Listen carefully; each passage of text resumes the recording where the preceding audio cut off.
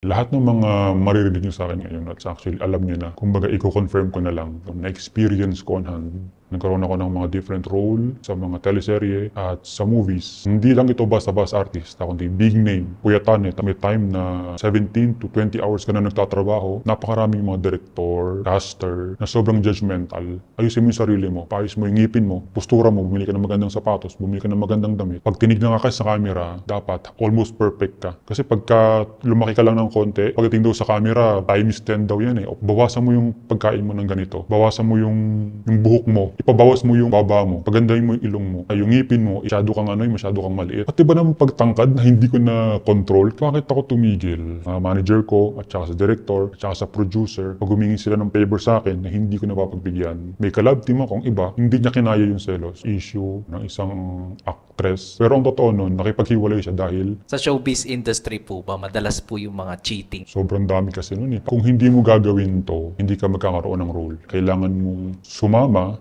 kahit model ka, pageant, artista ka, kailangan mong dumaan sa ganong klaseng kalakaran. Halos lahat talaga. Halagang may ganong klaseng offer. Itong taong to, napakalaking pangalan kasi ito sa industry. So isipin mong mabuti, lahat ng mga artista na sumikat ngayon, kung walang pangalan, kung apelido mo eh hindi naman o most of probably dumaan sila. Hindi ka ba napapaisip na bigla na nang sumikat itong artistang to? Hindi man marunong sumayaw o hindi naman marunong kumanta, pero bakit nandyan? Nawalan ako ng pag-asa. Kasi alam ko, yun yung magiging gateway pala. It's part of the game. Ikaw, may pangarap ka maging artista, gusto kong malaman mo na dadaan ka dito. Halos lahat ng mga artista na bigyan ng role, meron silang ibang klaseng audition na pinagdaanan. Ang paghahanap ng aming mga guest at pagbabahagi ng kanilang kwento ay nangangailangan ng maraming oras. Pero sa tulong nyo, makakadiscover kami ng mga iba't iba pang mga istorya ng ordinaryong Pilipino. Para sa mas magandang community experience, pwede kayo makipag-usap at magtanong ng kahit ano sa aming mga naging guests at manatiling anonymous sa Discord. I-click nyo lamang ang join button para maging isang exclusive member. Maraming salamat!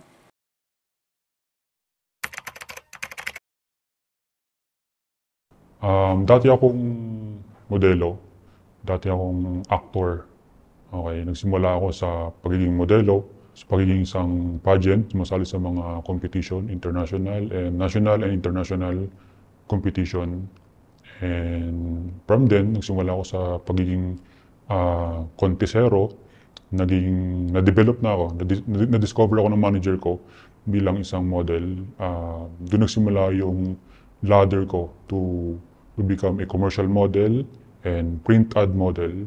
And from then, dahil nakitaan ako ng potensyal ng manager ko, pinag-acting workshop niya ako. Hanggang sa, nabigyan din ako ng pagkakataon maging isang actor. Nagkaroon ako ng mga different role sa mga teleserye at sa movies. Nagkaroon ako ng experience and exposure to be on cam kung paano umarte kaharap ng artista at mayroon akong lines kasama mismo yung artista. Hindi lang ito basta-basta artista, kundi big name na artista yung mga nakakasama ko. At mga baguhan din at the same time. Siyempre, ganun sa commercial modeling. Sa pagko-commercial ko, nagkakaroon din ako ng exposure and bonding din sa mga malalaking artista dito sa Pilipinas. Tanong ko lang po, yung pagmamodelo po ba tsaka pagiging aktor, naging dream nyo na po ba yan dati pa po? Or bigla lang po kayo napasok sa mundo na ganyan po? Actually, sa totoo lang, bata pa lang ako, parang nagkaroon ako ng pangarap ng ganyan. I think it was way back on 2008. Okay, nung nakita ko si Richard Gutierrez, isang artista sa GMA7, na parang naging ano ko siya, naging idolo ko siya. Kasi meron siyang sikat na teleserye ng time na yun. Tapos parang sinabi ko, I really want to be like him when I grow up. So nagsimula ako sa ganung klaseng pangarap, na-imagine ko na yung sarili ko na umarte ako, kasama siya. Na-imagine ko na yung sarili ko na kinakawayan ako ng mga tao at nagpapapicture sa akin, nagpapa-autograph. So nagsimula yun, bata pa lang ako. So yes, nangarap ako and unfortunately, alam mo yun, hindi siya natupad. But kukwento ko lang later kung bakit hindi siya natupad. Kwentuhan nyo naman po kami, bago po natin pag-usapan kung yun doon po sa nabanggit po nyo na hindi natupad, no? Kamusta po yung buhay na ganyan po? Nakaka-stress po ba siya? Nakakapagod o masaya naman, gano'n po? Ano po ba? Sa totoo lang, kasi gaya ng sinabi ko sa iyo, pangarap ko kasi ito dati, nangarap ako. So ibig sabihin, mahal ko kasi itong ginagawa ko. Hindi ko kasi ramdam yung pagod. Kasi mahal ko yung ginagawa ko, gusto ko yung ginagawa ko. Kahit na medyo talagang yung puyatan talagang as in, talagang halos may time na 17 to 20 hours ka na nagtatrabaho o gising, pero dahil nga sa gusto mo yung ginagawa mo, hindi mo alintala yung puyat, pati yung pagod. Kaya sa totoo lang, hindi ko naramdaman na pagod ako kapag nagtatrabaho ako. Dahil masaya lang talaga yung masaya ako sa ginagawa ko. Kahit na super draining na pala nakaramdam na pala ako ng burnout dahil sa sobrang haba ng oras ng pagtatrabaho namin. Kaya para sa akin, hindi siya ganun nakakapagod para sa akin. Common po ba yung walang tigil po yung pagtatrabaho sa ganyang industry po? Common po ba siya? Oo, sobra. Kasi ano yun parang yung kasi yung magiging ng mga producer, ng mga director para makapag-save ng time. Kasi usually ang taping is 3 araw lang sa loob ng 1 linggo. Usually MWF or TTHS. So usually, as much as possible, minamaximize nila yung buong 1 araw. So may times talaga na call time mo 5 AM na madaling araw. Tapos matatapos kayo ng taping o ng shooting, talagang kinabukasan ng 2:00 ng madaling araw para ma-maximize yung time. Well, kagaya ng mga sa inyo, sa trabaho ninyo, nagkakaroon din naman ng mga break time. Pero dito, ang break time na lang siguro is yung mga, kunyari, pagka yung mga props kailangan ayusin, or kunyari, yung stage kailangan bakbakin o kailangan itayo. So yun, from time to time, nagkakaroon ng pagkakataon yung mga artista na makaiglip or makatulog or magbasa ng script kapag kami ganung pagkakataon na magkaroon ng breaks. Pero when it comes to talagang, the moment na sinabi ng director is action, talagang non-stop yan. Kahit cut, yung emotion mo dapat nandun pa rin, dapat aware ka pa rin sa ginagawa mo, non-stop as in. So, dun sa 22 hours ka nagtatrabaho na sinabi ko kanina, siguro ang tinatrabaho mo dun in total is about 18 to 20 hours. Non-stop yun. Nagkakaroon ka lang ng mini breaks from time to time, like 15 minutes break. Talagang sa mga artista, ang kain talaga nila is yung break time, yung talagang 10 minutes kain lang. Then, ihi lang, pahinga nila talagang iglip lang kung may pagkakataon. But most of the time talagang, pag sinabi nga ng director, action, talagang dire-diretso yan. Bukod po dyan, no, ano po yung masasabi niyo parang biggest challenge na kinaharap niyo ng mga time po na nagmomodelo at saka actor po kayo? Siguro, nung nag-uumpisa ako, lalo na sa pagko-commercial, is that napakaraming mga director, caster, na sobrang judgmental. Okay. Sasabihin sa'yo na baguhan ka pa lang, okay, kung ganyan ang postura mo, hindi ka magtatagumpay o mahihirapan ka magkaroon ng breakthrough. May mga times din na i-reject ka ng kliyente kahit na ikaw yung gusto ng director, kahit na gaano ka kagaling, kahit gaano ka ka-professional, o kahit gaano ka kagandang lalaki o kagandang babae, kapag hindi ka talaga gusto ng director, talagang may times na i-reject ka. So isa yun sa mga naging challenge ko nung nagsisimula ako sa pagmumodelo dahil syempre hindi naman ako, kahit kayo naman siguro, hindi kayo sanay na may-reject kayo sa pangarap ninyo o sa ginagawa ninyo. Napakahirap lang na imagine na ma-reject ka sa isang bagay na ginagawa mo, especially kapag gustong-gusto mo. Tapos isa pa sa naging challenge sa akin is yung wala rin akong enough na pera. Kasi dito sa industry to, kailangan may pera ka.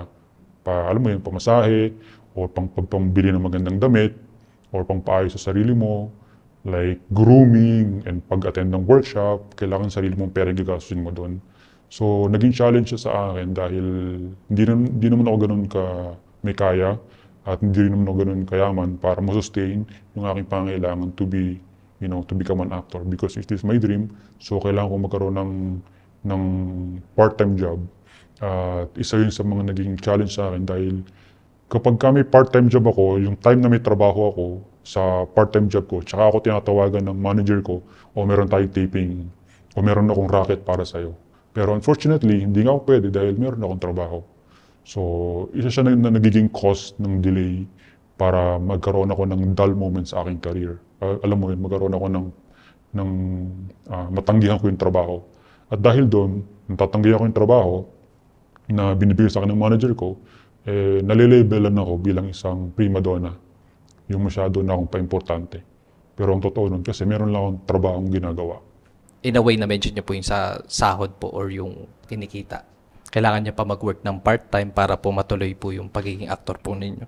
Pagka na-hire po kayo sa project po, and masasabi niyo po bang enough naman yung kinikita niyo po doon o hindi pa rin po? So sa commercial, malaki yung pera. In a way, Like for example, yung commercial na nagawa ko, hindi naman ako lead role. Actually, isa ako sa lead role, pero hindi ganun kadami yung exposure ko. But sobrang laki ng kinita ko doon. But unfortunately nga, dahil nga, malaki nga yung kinita na yun, pero hindi kasi siya consistent. Alam mo yun, kapag hindi consistent, syempre magagalaw mo rin yung pera na yun. And sa pagpapageant, hindi rin naman ako laging nananalo at hindi rin naman ako laging nakukuha sa commercial. So let's say, sa loob ng isang buwan o isang taon, magkakaroon lang ako ng at least 3 commercial sa loob ng isang taon. So yung kikitain ko doon, kahit gaano kalaki, kung wala ka namang part-time job, dahil nga sa hindi nga siya consistent, magagalaw mo rin yung pera kapag may pangailangan ka bilang isang tao, bilang isang modelo, kailangan bumili ng magandang damit. Sinabi ko niya rin ng manager ko, ayusin mo yung sarili mo, ipaayos mo yung ngipin mo, okay, o ipaayos mo yung postura mo, bumili ka ng magandang sapatos, bumili ka ng magandang damit. Most of the time, pag nagsisimula ka, hindi naman i-cover ng manager mo yun. Lalo na kung wala ka namang pangalan pa sa ngayon. So most of the time, kailangan mong gastusan talaga yung sarili mo sa grooming. So kung nakakakuha ka lang ng 3 commercial sa loob ng isang taon, most of the time, yung kinita mo ng commercial na yun, magagastos mo din. Sa pang-araw-araw mo, siyempre, kailangan mong kumain, kailangan mong masahe, kailangan mong bayad ng renta. So nagagalaw mo rin. So malaki yung kita, yes, pero dahil nga hindi siya consistent, hindi rin nagiging ganun kalaki na. Nabanggit niyo po yung sa mga yung pag-groom po ng katawan po. Gaano po sila ka-stricto sa ganyang bagay po? Sobra silang stricto. To the point na kahit na pag tinignan ka sa camera, dapat almost perfect ka. Lahat mapapansin. Yung ngiti mo, yung smile mo, yung ilong mo, yung mata mo. So, napaka-stricto ng mga hinihingi sa amin na kailangan talaga. Pati sa pag-diet namin, dapat napaka-strict namin sa kinakain namin. Kasi pagka lumaki ka lang ng konti, sa pagdating daw sa camera, times 10 daw yan o plus 10 pounds ka daw So imagine mo, kahit gaano ka kanipis sa tingin mo, kahit gaano ka mag-gym, pero pagka hinarap ka sa camera, nagmumukha kang mataba, nagmumukha kang malaki.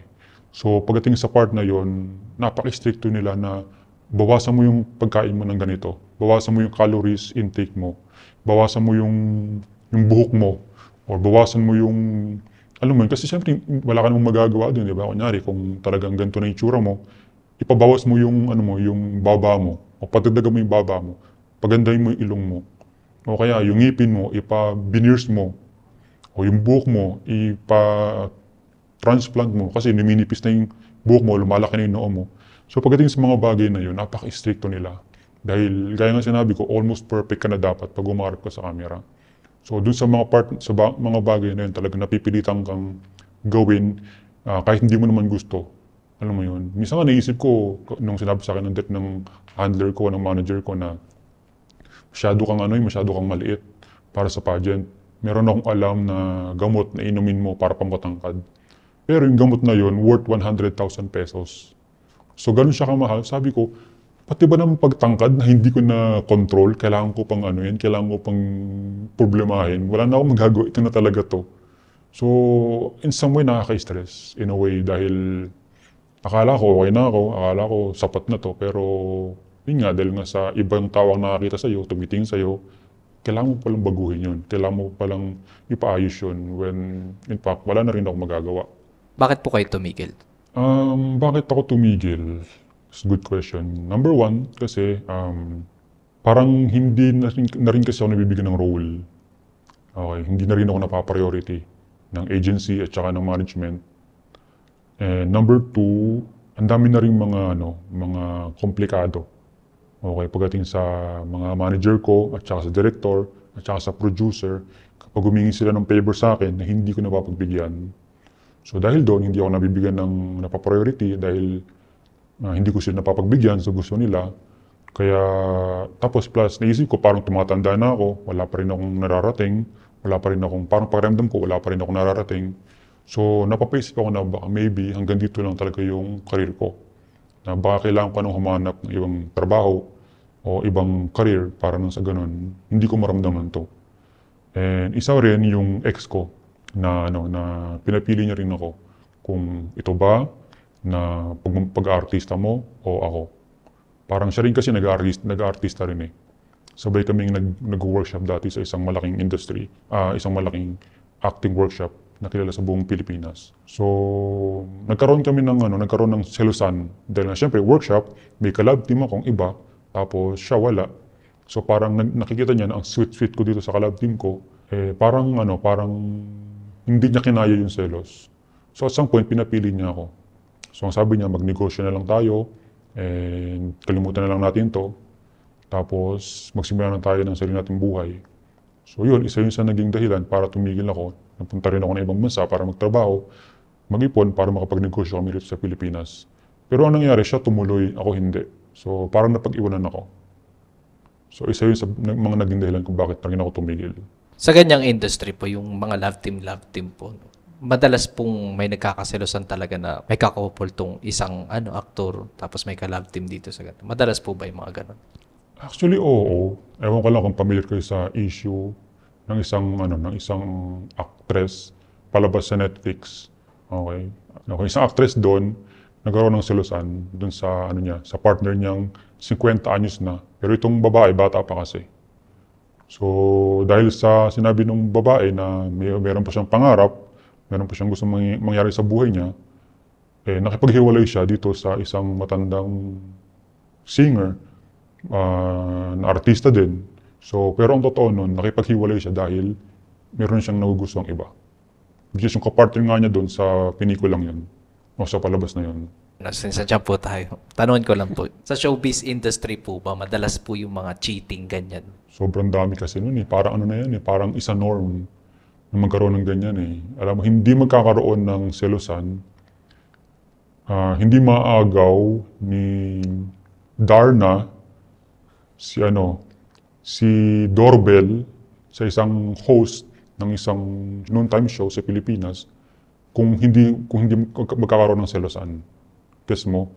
So I think isa norm sa industry na magkaroon ng selosan. Bakit? Dahil sa pinipare sa collab team. Meron kasi kami tinatawag na method acting. Okay, sa method acting, ang kailangan nyong gawin is magpe-pretend kayo na mag-couple kayo. So lagi kayong magkasama, kakain sa labas, may times na magkasama kayo sa isang bahay, literal, parang magsasama kayo. Para ma-portray nyo yung role ninyo as a love team.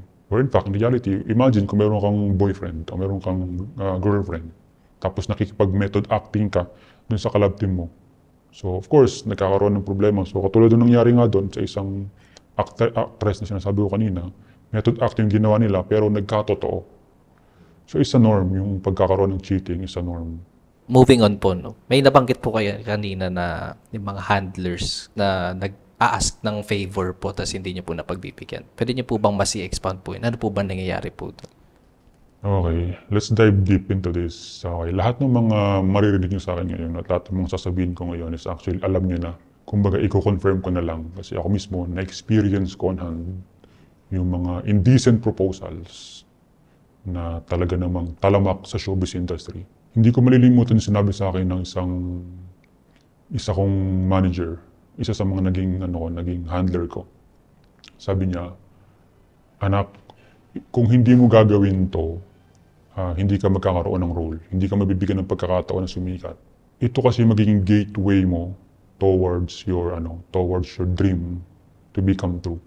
Which is, yun nga, kailangan mong sumama kay Gov or kay Mayor, sasama ka sa kanya, magiging kayo. So magiging sugar daddy mo siya, magiging sponsor mo siya. So parang ibibigay mo sa kanya yung katawan mo, yung sarili mo, kahit na hindi mo siya gusto. So isa yun sa mga talamak na pangyayari sa industry na to. Na kahit modeling ka, kahit model ka, pageant ka, or artista ka, kailangan mong dumaan sa ganong klaseng kalakaran. Sabi nga nung isa kong co-model dati, co-actor dati na kung hindi kaya ng sikmura mo, umalis ka na lang dahil talagang kailangan mo talagang dumaan dito. So, hindi naman sa nilalahat ko, pero dahil sa lahat ng sa loob ng 5 taon na experience ko sa pagiging pag-actor o pagmamodeling, halos lahat talaga, handler, director, producer, talagang may ganong klaseng offer na indecent proposal na hindi ko bibigay sa yung project na to kung hindi mo ibibigay sa akin yung gusto ko. Hindi ka magkakaroon ng malaking opportunity sa loob ng industry kung hindi ka sasama sa amin. Okay lang sana kung isa pero ang problema 2 kasi. 3 pa nga. Diba? So kung maalala mo, nabanggit ko sa'yo dati na hindi ako nabibigyan ng role dahil may mga bagay akong tinatanggihan na hinihingi sa akin ng favor ng mga manager ko tsaka ng mga director. Yes, isa yon. Kasi may prinsipyo kasi ako Totoo lang. Lumaki kasi ako sa religious group bilang isang Kristiyano. Okay? So parang naging taliwas siya sa pinaniniwalaan ko na, alam mo yun, hindi ko kaya. And isa pa, hindi kaya ng sikmura ako talaga na makipag sa kapwa ko lalaki.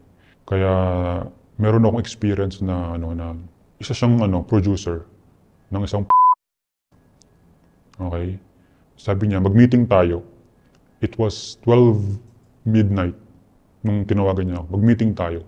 Susunduin kita. So sinundo niya ako, to make the long story short, sinundo niya ako, pinikap niya ako, tapos dinala niya ako sa bahay niya. Tapos yung palang pag-meetingan namin, sa kama. Okay, so alam niya na pag sa kama, may gagawin siya sa akin. So the fact pala na dinala niya ako doon, parang hinahalikan niya na ako. Doon palang nasuka na ako. Hindi ko kinaya yung the fact, parang natiisipin ko na gagawin namin yun. Hindi ko kaya. So tumanggi ako. Dahil doon ko na-realize na hindi ko talaga kaya. Hindi kaya ng sikmura ko yung gagawin kong to. Kahit na alam ko naman na eto na, opportunity lang malapit sa akin. Pwede akong bigyan ng big break ng taong to. So kaya natanggihan ko siya. And dahil doon, nagkaroon ako ng bad image sa grupo nila, sa network nila. Itong taong to, napakalaking pangalan kasi ito sa industry. Okay, para siyang isa sa mga senador, kumbaga sa politics. Isa sa mga senador sa loob ng showbiz industry. So isa yun sa mga naging dahilan din kung bakit nasira yung pangalan ko dahil lang doon. Tapos hindi ko rin makakalimutan yung mga experience ko sa pageantry, okay? Nung nagsimula ako sa pageantry, I think nung nagsimula yun na yung mga indecent proposal, alam mo yun, EPPR kami, na bago kami sumabak sa semifinals, kailangan muna namin makipag-meeting sa mga organizer or sa mga judges. Ngayon, kung gusto kami ng judges, ikakama kami. Tapos kung kapag naikama kami, maaaring i-declare kami as winner or magiging sponsor kami, i-sponsoran kami ng mga products nila, ng mga beauty products nila, ng mga salon, ganyan, at mga clothing brand and everything. At saka hindi rin doon ko na napagtanto na parang siguro nga talaga baka isa to sa magiging kalakaran dito. Kung gusto ko talagang makapasok sa industry. Pero dahil nga sa sa paniniwala ko, sa pangarap ko, inisan tabi ko yun. Hanggang sa nakakaranas na ako ng, hindi ko alam yung tawag dati doon, PR, yung public relation, yung palang tawag doon Yung tipo na magde-date kayo ng isang bakla o ng isang matrona, tapos kakain kayo sa labas, tapos babayaran ka. So isa yun sa mga experience namin bilang isang pageant contestant na Sorry po, masasabi niyo po ba na yung most na mga nananalo sa mga pageantry, one way or another, po nung mga judges, gano'n po? Parang, alam niyo na. Ayoko magbigay ng maling misconception, but sa male industry, maaari. Kasi yun lang yung napasukan ko. However, sa female industry, pageantry industry, yes and probably no. Okay? Yes, because meron kasi akong, di ba sabi ko nga kanina, yung ex ko, malaban din siya ng pageant. So, naranasan din niya yung Miss Globe, Miss Philippines, and everything. So, meron siyang co-contestant kasama niya sa pageant na winners. Isa sa mga winners, alam namin yung istorya. Alam namin yung ginagawa. Yung tipo na lumalabas kasama si Gov. Si Gov, isa sa mga major sponsor. So yes, I think isa yon sa mga dahilan kung bakit Ngayon, sa Miss Universe, hindi ko alam. Dahil nga sa kalakaran kasi, okay, I think it will be safe to say na maaari. Pero dahil sa mga nalalaman ko, dahil sa mga saksyan ko, may iba. Okay, although hindi nga lahat, pero most of probably siguro 80%. Yes. Kailangan din nilang dumaan sa ganung proseso para makakuha ng corona at makakuha ng sash at makakuha ng big major sponsor. So based lang dun sa nakwento ko kanina, no, na talagang hindi siya maiiwasan kasi na dumaan ka sa ganung klaseng proseso. Hindi siya maiiwasan na dadaan ka sa ganung sistema. Dahil part na yata ng sistema talaga yung ganung kalakaran na kailangan mo makipag sa isang may-ari ng pageant o sa isang major sponsor. So nakakalungkot lang sa part namin dahil alam mo yun, parang naging alila kami ng mga taong hindi namin gusto. So yung pagkakaroon ng sponsorship, kaya nga sa totoo lang, may mga artista ngayon na halos wala namang role o halos wala nang ganap sa showbiz o yung mga sikat na pageant dati na halos hindi mo na nakikita. Bakit sa tingin mo, bakit nila nasusustain yung ganong klaseng lifestyle? Yung nagpa-party sa yate, nagka-travel sa Macau, nagka-travel sa Paris, or nakikita mo sila sa private jet, halos wala naman silang trabaho. Sa tingin mo, isipin mo mabuti, bakit at paano nila nasusustain yung ganong klaseng lifestyle? Bakit? Kasi nga meron silang sponsor. Nagkakaroon sila ng sponsor na hindi mo kilala kung sino yun. Kung titignan mo mabuti, okay, maging ano sa inyo to, maging palaisipan sa inyo to, kapag may nakikita kayong magandang babae o gwapong lalaki, tapos kung titignan mo, parang wala naman siyang trabaho o wala naman siyang source of income, and yet he or she'll be able to afford this lavish and materialistic lifestyle na meron siya. Isipin mo mabuti, paano niya na-afford yun? Paano niya nakukuha yung mga ganong bagay? Simply because meron nagsusustain nun. So, hindi ko rin makakalimutan itong experience namin ng tropa ko na to. Binigyan kami ng role. Okay, binigyan kami ng role na sa isang pelikula. And then, ang sabi niya sa amin, kain tayo sa labas. Tapos, pero sa Tagaytay. Tapos yung sa Tagaytay na yun is private resort na pala yun. So, syempre, dahil hindi namin alam na yung kalakaran pala nun, ganun, dinala niya kami sa private resort. Tapos dun sa private resort niya na yun, meron siyang hinihingi sa amin na favor. Na yun nga, kailangan namin, kahit hindi naman namin gusto. So isa yun sa mga talagang hindi ko inaasahan na nagiging part ng kalakaran nito sa showbiz industry. So isipin mo mabuti, lahat ng mga artista na sumikat ngayon, kung walang pangalan, okay, kung walang apelidong, like, kung apelido mo hindi naman o most of probably dumaan sila sa ganong klaseng kalakaran. Merong isang sikat na artista. Itong artista na to hanggang sa naging director na siya ngayon. Bago siya magkaroon ng big role sa isang teleserye way back 2008, halos walang pumapansin sa kanya. Okay? Kasi nga dahil nga sa indie film actor siya, pero dahil nga sa persistence niya na makapasok sa showbiz industry, sa pangalan niya, sa pangarap niya na makapasok sa industry, merong isang malaking pangalan, okay, may-ari ng isang production sa isang malaking network ang nag-alok sa kanya na kumabit ka sa akin, maging tayo. To make the long story short, napilitan siyang gumawa ng bagay na hindi niya gusto. So, doon na nagsimula yung career niya. At sa totoo lang, hanggang sa mamatay, yung ano na yon, yung production manager na yon, o yung may-ari ng production ano na yon, sila pa rin. Naging sila pa rin. Kaya nagtuloy-tuloy yung pagsikat niya. Maraming mga artista na dumaan sa ganun. Merong isa ring artista na nanalo sa isang patimpalak. I think itong lalaki na ito galing sa ano okay? Noong una, halos hindi siya nabibigyan ng role. Halos hindi siya nabibigyan ng pagkakataon na magkaroon ng pelikula. Until such time na nakipag-jerjer siya kay Gob. Hindi si Gob, si Mayor na bakla din.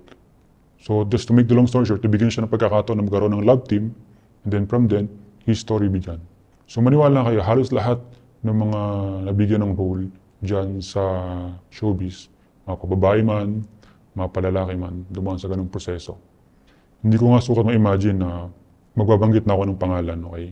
lahat ng mga anghel ang muka sa showbiz, let's say, si lahat to dumaan kay boss. Lahat ito, hindi ako sa totoo lang, nung nalaman ko yun, hindi ko masukat ma-imagine na magagawa nila yun. Bakit? Kasi anghel sila eh. Ang gaganda ng mga mukha nila. Tapos, paano magsisimula ang sistema? Sa kwarto nitong ni boss, sa kwarto sa office niya, merong isang kwartong maliit.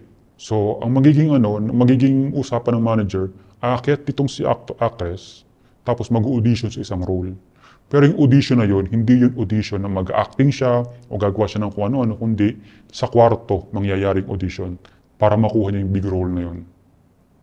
So, hindi mo rin naman kasi talaga maalis sa industry yun, di ba? Hindi mo rin talaga maalis yung ganong klaseng sistema.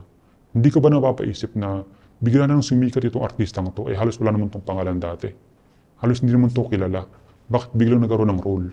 O kaya may mga artista na halos hindi naman marunong umarte, o halos parang wala namang talent, hindi man marunong sumayaw, o hindi naman marunong kumanta, pero bakit nandyan? Bakit nagko-concert? Hindi ka ba napapaisip bakit ganun? I mean, hindi naman magaling sa mga talento, may itsura lang, pero bakit kaya? Sa tingin mo, bakit? It's because, yun nga, meron silang ginawa behind the scene, behind the camera na hindi mo alam. Nung time po ninyo no, na ino-offeran po kayo ng mga ganun, ano po yung parang naging initial reaction po ninyo? Well, sa totoo lang, nung time na yun, dahil nga sa pangarap ko to, at some point, parang natatempt ako na ibigay ko na kaya. Pero katulad ka nung sinabi ko na yung manager nitong na to, nung ginawa niya sa akin yun, parang doon ko napagtanto na parang hindi ko talaga kaya. So, aminado ako na parang pinanghinaan ako ng loob. Nawalan ako ng pag-asa kasi alam ko na yun yung magiging gateway pala para magkaroon ako ng big break sa showbiz industry or kahit sa modeling industry. So nalungkot ako, sa totoo lang. Nadismaya ako, disappoint ako. At nawalan ako ng pag-asa dahil kailangan ko palang dumaan doon pero hindi ko kasi kaya. Yung mga artista po na pumayag sa ganyan po, hindi naman po ba sila yung parang nabablockmail sa mga ganyan? Kasi 'di ba, siya 'di ba, parang sensitive, rated SPG na bagay. Parang madali siyang i-blackmail kasi na si ganito ginawa mo yung ganyan. Okay. Hindi ka pa nagtataka kung bakit parang yung mga showbiz, parang kahit wala namang issue, biglang nagkakaroon ng issue, nakabitan or cheating, na parang kahit hindi naman totoo, hindi ka pa nagtataka bakit ganun? Well, it's because napipilitan itong actress na sabihin na, opo, kumabit ako sa kanya is because sinasabi ng management na gawin niya yun para magkaroon lang ng issue. Ngayon, kahit na itong mga artistang to, ayaw nila na magkaroon sila ng issue, napipilitan silang magkaroon ng issue out of nowhere. Bakit? Para magkaroon ng exposure, para mapag-usapan. Kahit na ayaw mong gawin yung issue na yun. Bakit? Kasi sa totoo lang, kapag pala sumikat ka na, kapag pala nagkaroon ka na ng pangalan sa industry to, sa totoo lang, halos hindi mo na pag-aari yung sarili mo. Halos hindi mo na pag-aari yung katawan mo, yung oras mo. Pati nga yung bank account mo eh. Merong sariling bank account ka dapat, pero hindi. Nasa management. Yung manager mo ang naghahawak ng bank account mo. Sila magbibigay ng kotse mo, sila magbibigay ng bahay mo, ng kondo mo, sila magbibigay ng pera mo, kung magkano yung gagastusin mo. Sila lahat ang magkocontrol sa asset mo. Para nang sa ganun, kapag ayaw mo na, pwede ka lang i-blackmail. Pwede lang i-freeze yung account mo. Imagine mo, pinagtrabahuhan mo na yun eh. Pinaghirapan mo na yun. Pero dahil nga, sa may control pa rin sila doon, wala kang magagawa kahit sabihin nila na kumabit ka kay ganito para mapag-usapan si ganito kasi nasisira na yung pangalan niya. Kailangan mong kumabit sa kanya. O kaya, sabihin mo, aminin mo na meron kayong naging issue nito. O gumawa ka ng scandal ni ganito. Even scandal, alam mo yun, sinasadyang gawin para lang mapag-usapan. Bakit? Kasi negativity is a good publicity. It's part of the game. So yes, yung pagiging blackmail na yan, nagiging parte rin yun. Bakit? Kasi nga, they will just possess you. They will possess you. Sa loob ng industry, yung mga tao na to, masasabi ko na halang ang kaluluwa nito. Bakit? Kasi they will possess you in a way. Gagamitin yung katawan mo, gagamitin ka para sa pansarili nilang interest, Di ba? Bakit? Kasi kahit na ayaw mo namang gawin, mapipilitan kang gawin. Dahil po ba dyan sa mga naging experience po nyo na yan? Tsaka yung mga na-witness po ninyo, no? May naging psychological or social effect po ba to sa inyo? Well, like I said kanina, sa mental health ko nagkaroon ng problema, okay? Nagkaroon ako ng parang, hindi ko alam kung ano matatawag doon eh. Parang, alam mo yun, kapag magkasama kayo ng isang lalaki sa isang kwarto, parang natatakot ka na baka mamaya, puan ka niya, o baka mamaya, alam mo yun, may gawin siya na hindi mo gusto. Parang nagkakaroon ng barrier sa aking, pag the moment na kaming dalawa ng baklang to, nagkasama sa isang kwarto, na kaming dalawa lang, parang nagkakaroon ako ng fear na hindi ko alam kung saan nanggagaling. Dahil nga sa ginawa sa akin ng manager ko dati.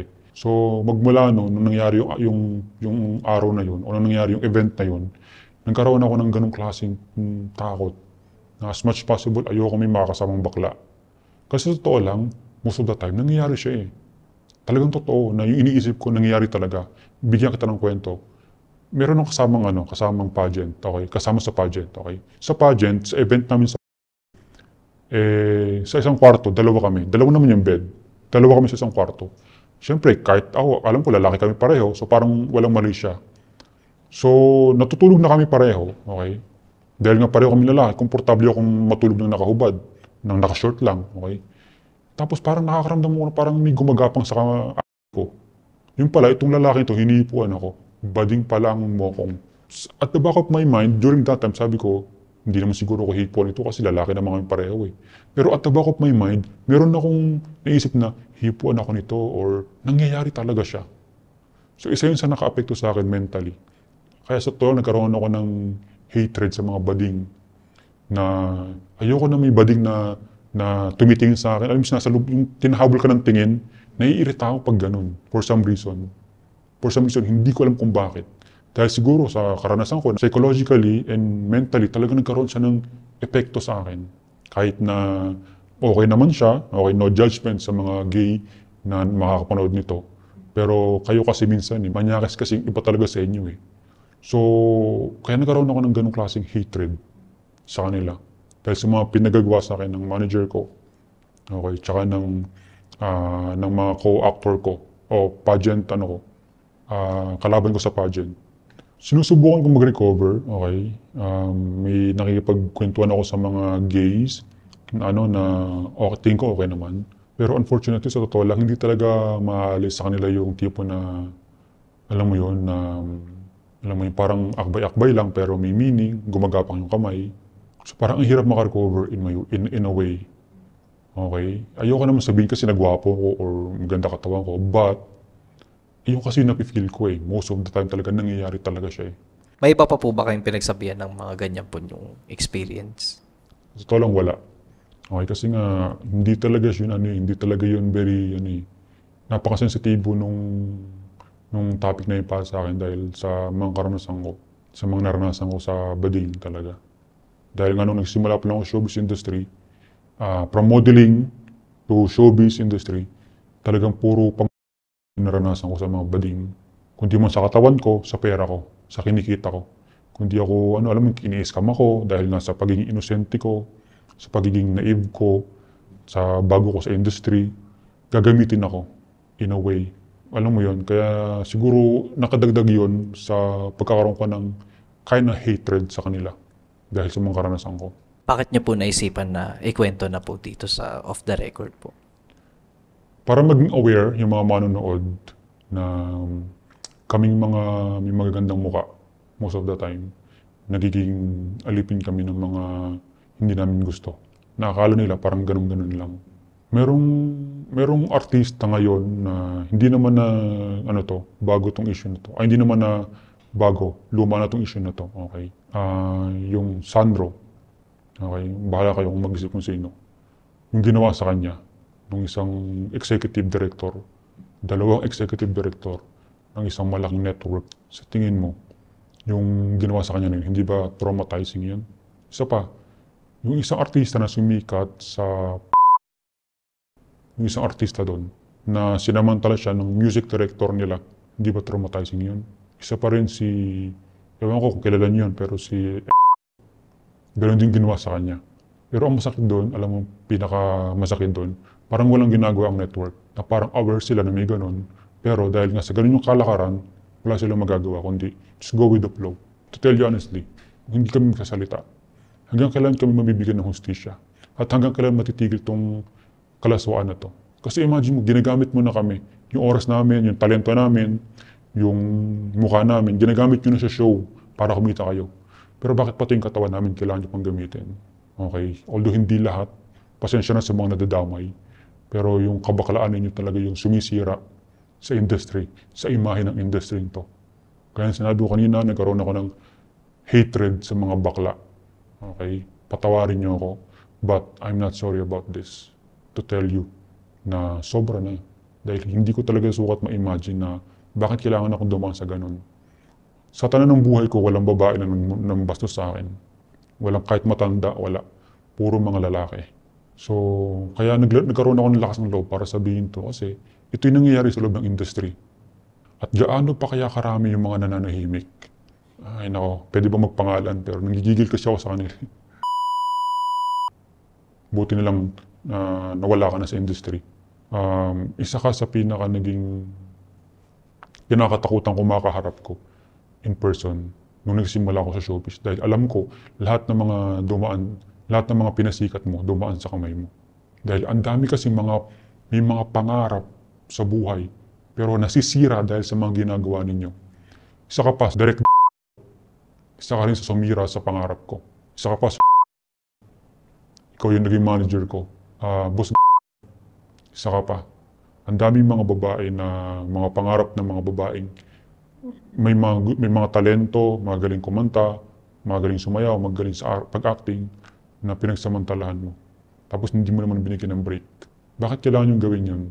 Kayo na nasa industry, okay, nasa modeling industry, nasa showbiz industry, bakit kailangan yung manamantala ng kahinaan ng ibang tao? Sa totoo lang, hindi ko kasi maintindihan eh. Bakit? Sana sa video ito na binabahagi kong to, malaman ng kahit sino man. Kung ikaw, may pangarap ka maging artista, gusto kong malaman mo na dadaan ka dito. Magkakaroon ka ng ganung klaseng experience, hindi mo gusto. Para lang magkaroon ka ng role, para lang magkaroon ka ng exposure, kuno. So, hindi kita dinidiscourage kung gusto mong maging artista o gusto mong maging modelo. Kung pangarap mo yan, go ahead. Do whatever you can. Pero you can rest assured na ito yung magiging passport mo at magiging gateway mo. I am 100% sure na halos lahat ng mga artista na nabigyan ng role, nabigyan ng movie, nabigyan ng pagkakataon na sumikat, meron silang ibang klaseng audition na pinagdaanan. May mga naging regrets po ba kayo na pumasok po kayo dito sa ganitong industriya po? Wala naman, sa totoo lang. Wala naman akong regrets kasi pangarap ko to eh. Alam mo yun, kagustuhan kong magkaroon ng exposure, makita yung sarili ko sa camera, magkaroon ako ng commercial. And to be honest, I'm so blessed enough to be able to see myself on cam, magkaroon ng commercial, magkaroon ng exposure sa makapunta ng iba't ibang bansa at may pagmalaki ng pamilya ko. So wala akong pinagsisisihan na pinasok ko to. But siguro kinakalungkutan ko lang at kinakadismaya ko lang na hindi ko natuloy yung pangarap ko o hindi ko nagawa yung pangarap ko na maging artista. At alam ko sa sarili ko may talento ako. Alam ko sa sarili ko na yung acting, bata pa lang kasi ako talagang uma-acting na ako sa teatro. So I know for a fact na talagang pagka nasa workshop nga ako, hindi ako, pag nasa workshop ako, doon ako mas nagiging totoo. Sa acting workshop, doon ako mas nagiging totoo. Mas napapakita ko yung emosyon ko, yung inis, yung galit. As in, doon ako nagiging totoo. Bakit? Kasi yun talaga ako eh. By nature, I am an actor. I was born an actor. So, mas nagiging totoo akong tao kapag nasa camera ako. Okay, but unfortunately, hindi ko magawa yung pangarap ko, yung gusto kong gawin dahil sa mga taong kagaya nila na sumisira ng pangarap namin. O baka kasi ako lang, kasi ayoko, may prinsipyo ako, at meron akong ano sa sarili ko, meron akong respeto sa sarili ko, kaya hindi ko makayang gawin. Baka naman ako lang, okay, correct me if I'm wrong dyan sa comment section, babasahin ko. Pero alam ko sa sarili ko na hindi lang ako yung mga nakakaranas nito. Wala lang silang choice dahil nandun na sila sa loob. As a matter of fact, baka nga nagsisisi sila dahil nandun sila sa loob. Na kailangan nilang gawin yung mga bagay na yun kahit ayaw nila. Kahit pong wala na po kayo sa ganyang industry po. Ano na pong plano niyo po sa inaharap? So, I think sa mga susunod na kabanata ng buhay ko, I think I will see myself na nagninegosyo na lang. Kaya sa totoo lang gusto kong magtayo ng sarili kong production industry. Production Para ako na lang mag-hire ng mga taong totoo may pangarap o totoo may talento. At wala akong hinging kapalit kundi yung talento mo lang. Ano pong final message niyo po sa mga manonood po? Okay, sa mga manonood dyan, try to question everything that you see on social media. Try to question everything that you see in showbiz industry. Just like I said, bakit nagkaroon ng role itong artistang to na hindi naman magaling umarte? Bakit sumikat itong artistang to kahit hindi naman siya ganun kakilala? Bakit nakakapag-travel itong model na to, itong gwapo na to, maganda na to, kung wala naman siyang trabaho? Bakit kaya na susustain niya yung lifestyle na yun? I'm not asking you to be judgmental. But what I'm trying to say is for you to question everything. Na lahat ng sinasabi ko, maybe, just maybe, it could make sense. Bakit? Kasi halos lahat ng sinabi ko, na-experience ko on hand. Nakita ko yung kalakaran, kung gaano kadumi yung kalakaran. Na yung ibang mga artista noon na halos wala ng proyekto, bakit kahit paano nagkakaroon pa rin sila ng lifestyle sa ganong klaseng pamumuhay nila? Bakit? Kasi meron silang sponsor. So try to question everything that you see in social media. Kung yung mga artista merong issue, isipin mo mabuti, bakit kaya nagkaroon ng issue yun? Kung wala naman talagang totoo. Sa totoo lang, ang showbiz is, sabi nga ng manager ko, ang showbiz is napakalaking sa buong mundo. Hindi lang sa Pilipinas, kundi sa buong mundo. So once again, kung dun sa mga gusto mag-artista, at gustong mangarap, sa may mga pangarap na gustong maging artista, I just want to warn you ahead of time. Think again. Pero kung ikaw yung klaseng tao na masyado kang liberated, and maybe, do it by all means. Baka kasi nga ako lang diba? Ako lang yung may ganitong klaseng prinsipyo Kaya nasasabi ko ganitong bagay So yeah, just try to question everything. Hindi lahat ng mga nangyayari sa showbiz totoo.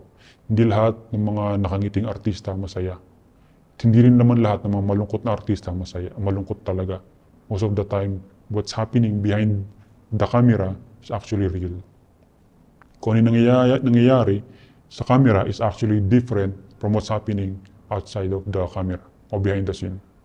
Lahat naman ng bagay mayroong behind the scene Diba? So yeah. Kung gusto nyo manood ng mga dokumentaryo galing sa mga interviews namin, huwag nyong kakalimutang i-check ang isa pa naming YouTube channel, Off the Record Beyond Borders. I-click nyo lang ang link sa description. Maraming salamat!